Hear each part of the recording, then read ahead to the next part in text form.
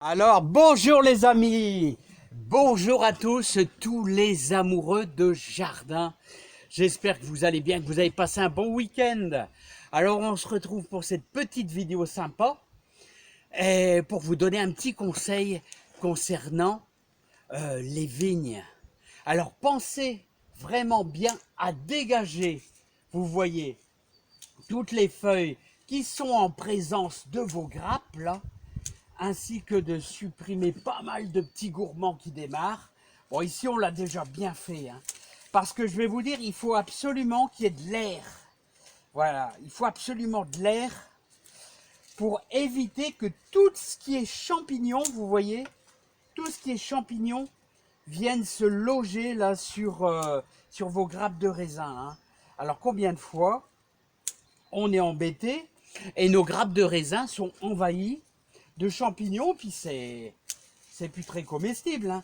Donc, moi, je vous invite à une seule chose pour éviter ce phénomène de contagion de champignons, c'est que vous dégagez bien. Alors ici, c'est un muscat de Hambourg.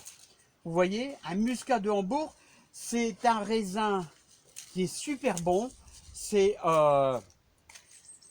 comment je pourrais dire musqué là. C'est un raisin, on va dire couleur un petit peu bordeaux, hein, qui est vraiment magnifique, hein. C'est un beau raisin, c'est super joli à voir, hein. Mais vous voyez, quand vous avez des hampes comme ça qui démarrent, et ben ce sont des suceurs de sève, hein. Donc il faut absolument supprimer tout ça et avoir vraiment vos grappes, vous voyez, qui sont super bien dégagées. Comme celle-ci, là, vous voyez, cette branche-là, elle est en train de sucer la sève. Donc, on n'hésite pas à bien dégager. Voilà, comme ceci. Là, hein. Regardez. Là, au moins, bon, il faut laisser quand même aux vignes pas mal de branches pour qu'elles respirent, hein. Elles respirent par les feuilles, hein. Mais on dégage bien, regardez, comme ceci. Là, vous avez un contact direct avec le soleil et là, c'est plutôt bien, hein. C'est plutôt bien. Bon, on va aller voir une autre vigne, on va aller voir le Isa qui est juste à côté. Allez, c'est parti les amis.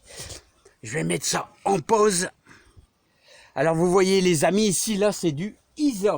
Alors c'est un raisin blanc, un gros raisin. C'est presque, ça ressemble un petit peu à de l'Italia, un tout petit peu plus petit. Voilà.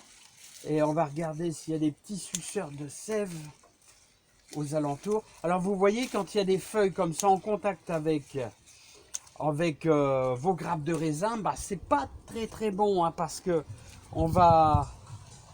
on risque d'apporter le champignon. Là, il y a toujours un petit peu de champignon.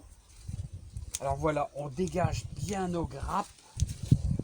Alors vous allez voir, j'espère que aux alentours du 15-20 août, on se fera peut-être une dégustation ensemble.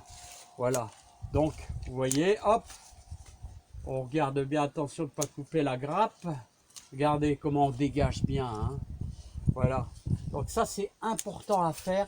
Il faut que le soleil, il faut que ça baigne dans le soleil, les amis, hein. Voilà, comme ceci, hein. Voilà. Là, j'ai un... Alors, mes vignes préférées. Bon, bien sûr, vous avez dans la serre le perdin. Alors, le perdin, il n'a pas besoin de beaucoup de taillage. Il est génial, ce raisin. Ah, c'est un raisin qui arrive très facilement à maturité. C'est pour ça je vous conseille souvent le perdin. Là, c'est du Isa, ah, qui vient d'Ardèche. Il vient d'Ardèche. Le muscat de Hambourg, là, c'est un très connu, hein, le muscat de Hambourg. Par contre, il est plus tardif, légèrement plus tardif que le Isa. Donc, il faut une super exposition pour le muscat de Hambourg, hein. Voilà les amis, j'espère que ça vous aura aidé. Voilà cette petite taille au niveau de mes petites vignes. Là. Allez, je vous remercie bien et je vous souhaite plein de bonnes choses et plein de réussite dans votre jardin. Je vous adore. Allez, bye bye. Ça vous aidera sûrement.